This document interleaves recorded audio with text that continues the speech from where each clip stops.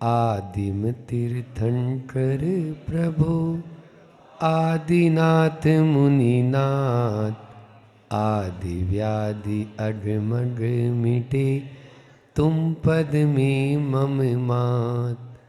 चरण शरण है आपके तारण तरण जियाज, भवदधि तट तट ले चलो करुणा कर जिन राज। बोली मंडी भामोरा के अतिशयकारी बड़े बाबा आदिम तीर्थंकर आदिनाथ भगवान की, मूनलाइट 1008 श्री चंदा प्रभु भगवान की, परम उपकारी संत शिरोमणि आचार्य गुरुवर विद्यासागर जी महामुनि राज की, परम पूज्य मुनि श्री 108 दुर्लभ सागर जी महाराज की, पूज्य मुनि श्री 108 निरंजन सागर जी महाराज की, संधान सागर जी महाराज की।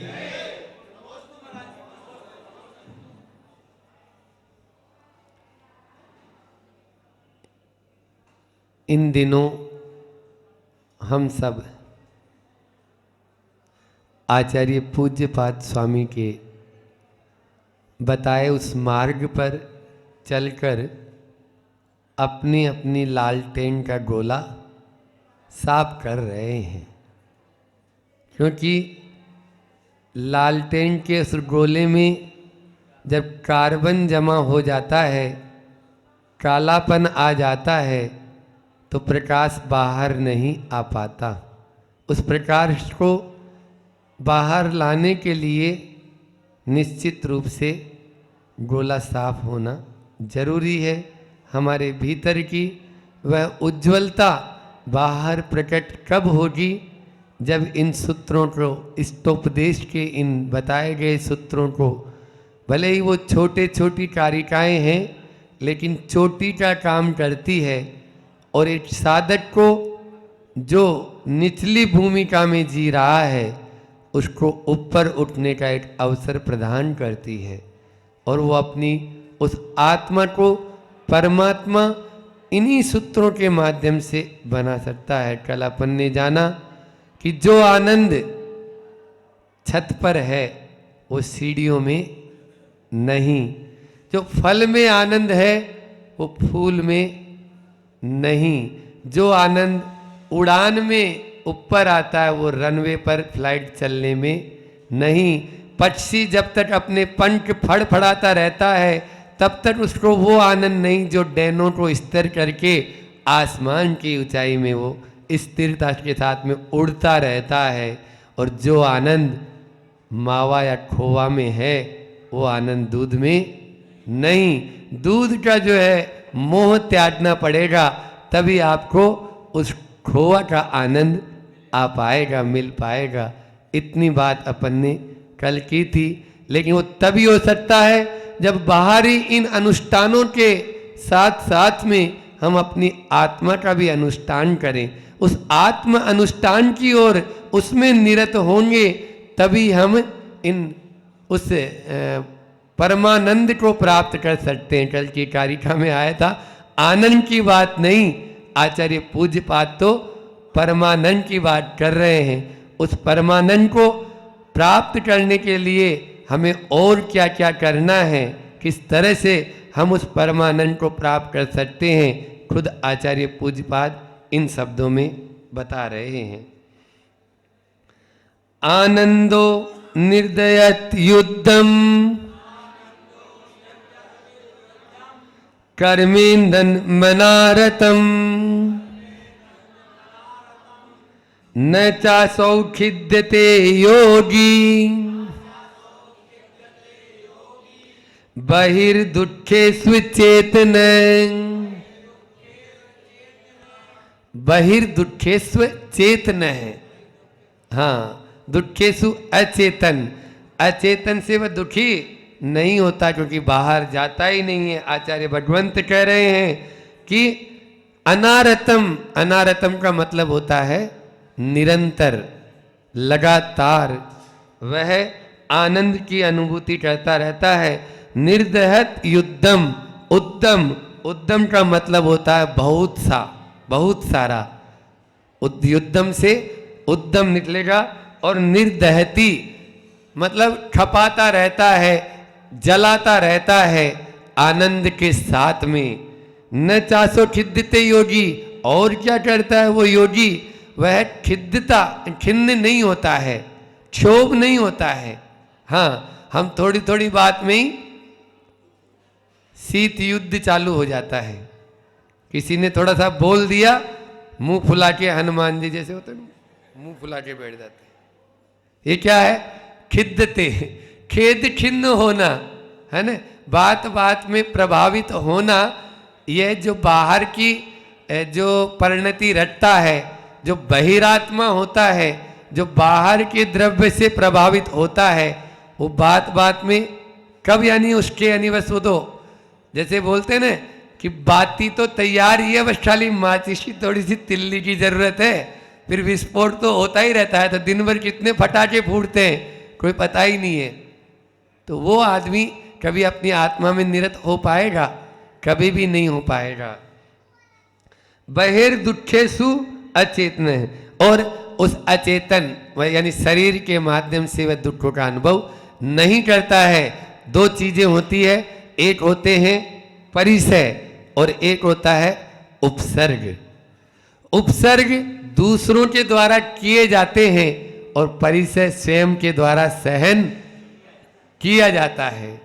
दूसरा कोई करता है। 4 प्रकार के उपसर्ग बताए थे हमने, है ना। प्रकृतिकृत होता है, मनुष्यों के द्वारा भी हो जाता है, तिर्यंचों के द्वारा भी हो जाता है, और देवों के द्वारा भी उपसर्ग हो जाता है। तो ये उपसर्ग सहन करने में वो खेद खिन्न नहीं होते।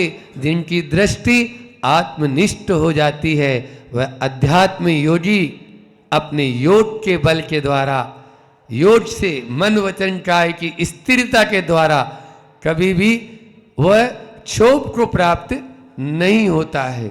इसके माध्यम से आचार्य भगवान कहते हैं, बल्कि जो परिसरों को सहन करने वाले होते हैं, वर्तमान में तो थोड़ा सहन नहीं होने से जरूर उतना नहीं, फिर भी आचार्य भगवान को देखो किस तरह से सर्दी में भी बिहार चल रहे हैं, अभी भी हो रहे नहीं हो रहे। बाहर निकल के प्रातः काल की वेला में माता जी और महाराज जी लोग सब बिहार कर रहे हैं। जो रजाई जिनसे छूटती नहीं है वो सोचें कि तन पर एक कुछ भी धागा भी नहीं है, और फिर भी वो परिसहान उरन दे, तो मतलब वहाँ प्रतिक्रमण में हम लोग पढ़ते हैं कि परिसहों को सहने के लिए वो अपनी छाती आगे कर देता है कि आने दो, क्या होगा, कुछ नहीं होगा। जिसकी दृष्टि इस शरीर से और शरीर के आश्रित जितने पदार्थ हैं उनसे हटने पर ही वो उस परमार्थ तत्व आत्म तत्व की ओर दृष्टि रख पाता है, और तभी वह आगे बढ़ पाता है। आप देखो, आप भी सहन करते हो, ऐसा नहीं है आप सहन नहीं कर रहे, बस आपका ध्यान क्या होता है, एक विटामिन एम होता है। विटामिन एम जानते हो? बोले महाराज सब जानते हैं हम लोग तो। विटामिन एम यानी मनी, तो वो एम जो होता है ना उस पर ध्यान रहता है। तो फिर देखो आप, मान लीजिए बहुत गर्मी पड़ रही है और खूब गर्मी के मौसम में लाइट चली गई, पंखा कूलर सब बंद, एसी भी हो गया, एसी बंद।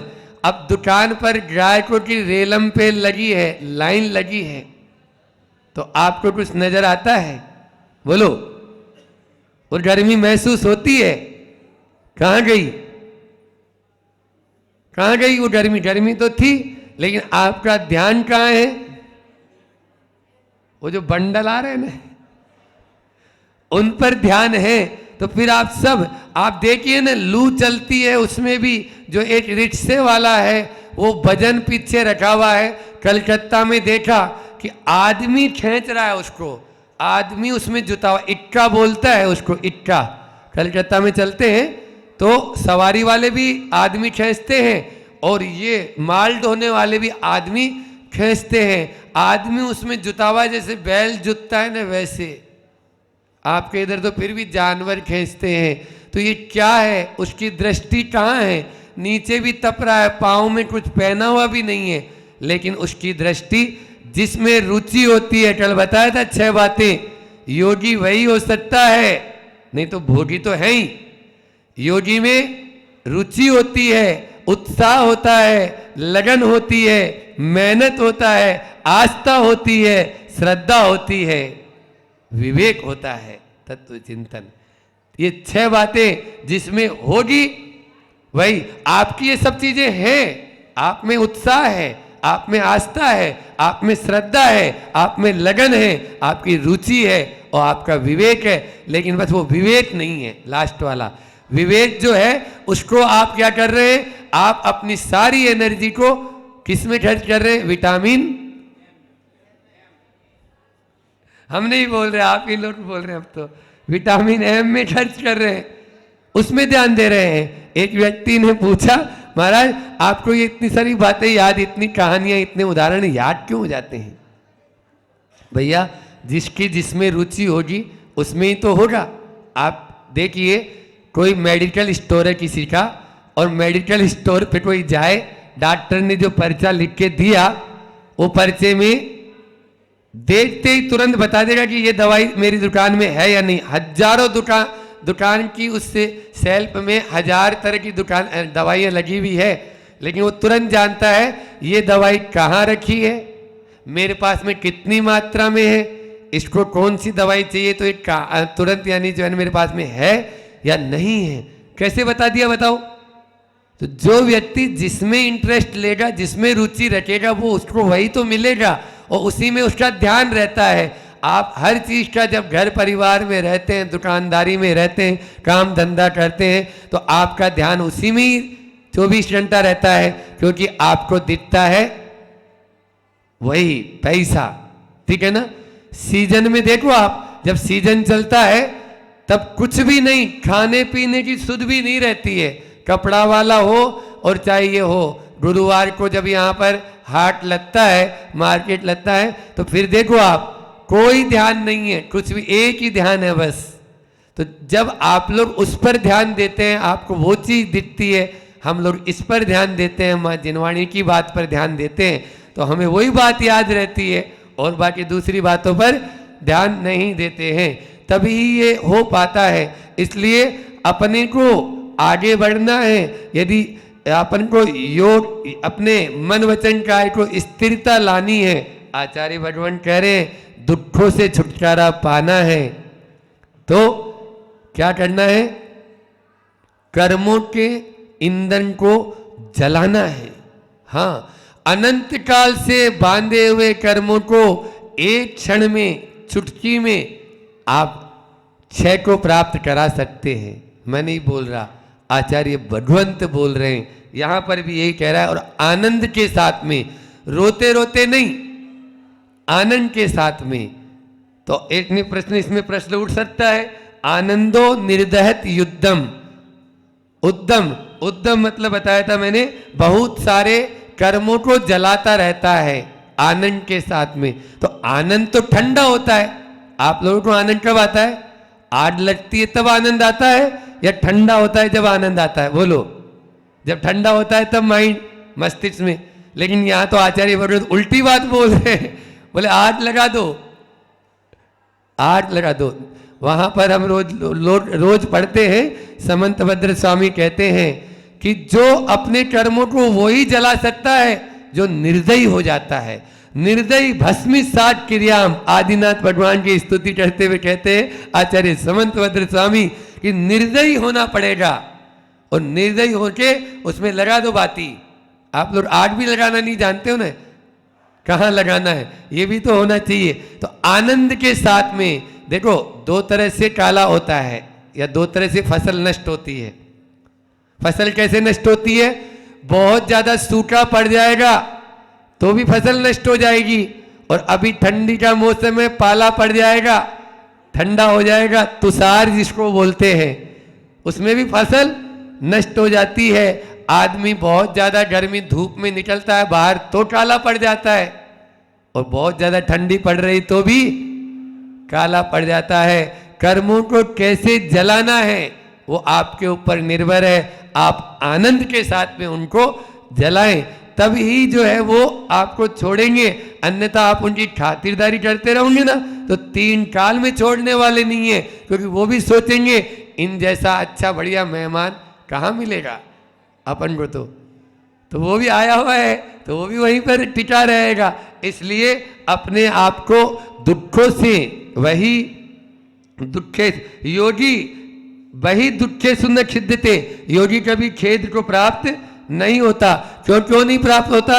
क्योंकि उसका ज्ञान जो होता है ना वो नियंत्रण में होता है, उसका ज्ञान जो है वो संयत होता है, समता के साथ में वह रहता है, तभी वह खिन्न खेद खिन्न नहीं होता है। थोड़े से अपने ज्ञान को जो है हम सही कंट्रोल में रख लें, नियंत्रण में रख लें, कभी खेद खिन्नता नहीं आएगी। और ज्ञान को दुरुपयोग कर लेते हैं, उसको गलत वे में ले जाते हैं, नकारात्मक सोचने लग जाते हैं। किसी ने कोई बात बोली है, उसको यदि आप सही वे में ले लेंगे तो सुधार हो जाएगा।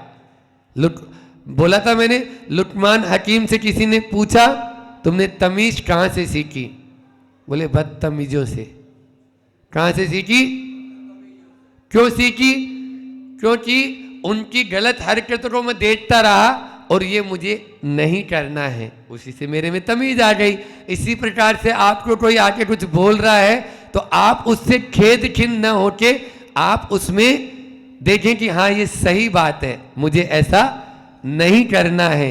यदि आप ऐसा करते चले जाएंगे तो गुणों के भंडार हो जाएंगे, अन्यथा तो कुछ नहीं, वहीं पर वही घोड़ा और वही मैदान, वही शरीर फिर से आपको मिलेगा तैयार। आप चाहते वही हैं तो वही करते चले जाएंगे। अनादि काल से चल रहा है, अभी से नहीं चल रहा। कब से चल रहा है? कोई आदि नहीं है उसका। तो अंत करना चाहते हो या नहीं चाहते हो? चाहते हो तो अपनी आत्मा की ओर ध्यान दे और शरीर से जुड़े हुए पदार्थों की ध्यान छोड़ दे। यही पूज्यपाद स्वामी कहते हैं। देखो पूज्यपाद स्वामी ने बहुत करुणा करके इष्टोपदेश ही नहीं, तत्वार सूत्र पर पहली टीका जो सर्वार सिद्धि है वह भी आचार्य पूज्यपाद स्वामी ने लिखी। और इन कारिकाओं के माध्यम से, छोटी छोटी कारिकाओं के माध्यम से वो अपने अंदर में झकझोरना चाहते हैं। और वो चाहते हैं कि जब तक ये संसार में रहे तब तक सुख से आनंद से रहे और जल्दी से अपने संसार को समेट कर मोक्ष को प्राप्त कर ले। उन्हीं आचार्य भगवंत ने एक समाधि तंत्र लिखा है, उसमें भी 104 103 गाथाएं बहुत सुंदर वो भी है। वही आचार्य पूज्यपाद हमें संबोधन करते हुए जो कारिका बताई उसका पद्यानुवाद आचार्य भगवान इन शब्दों में कर रहे हैं। योग साधना में कब दुख हो, योगी का उद्योग यही, योगी भीतर भाय दुख में देता कब उपयोग सही। आत्म में आनंद उचित हो, साधक को संतुष्ट करें, कर्म रूप ईंधन को अविरल जला जला कर नष्ट करें। भाई जी है ना, भाई जी यहाँ कमला भाई जी अपनी, तो वो कहती है बंडल के बंडल देता है वो। यहाँ पर भी आचार्य भगवंत वही कह रहे हैं कि कर्म रूप ईंधन को अविरल मतलब लगातार बिना रुके जला जला कर नष्ट करे। जो बाहर की ओर नहीं भीतर की ओर झांकता है, जो भीतर की ओर देखता है, योगी भीतर बाह्य दुख में वो जानता है बाहर में केवल दुख के अलावा और कुछ नहीं है, सुख है तो वो मेरे भीतर है। इसलिए वह देता कब उपयोग वही, वह उपयोग नहीं देता है, बाहर में अपना उपयोग नहीं लगाता है, वह कहाँ उपयोग लगाता है? भीतर में, अंदर में। जब वो अंदर में आ जाता है तो उसको आत्म शांति के अनुभव होने लगता है। ऐसी आत्म शांति का अनुभव हम सबको हो। समय भी पूरा हो गया है, आप सबको और हम सबको उसी आत्मिक आनंद को प्राप्त करना है। इसी शुभ भावना के साथ में मैं अपनी वाणी को विराम देता हूँ। बोलिए अहिंसा परमो धर्म की। आचार्य गुरु और विद्यासागर जी महामुनि राज की।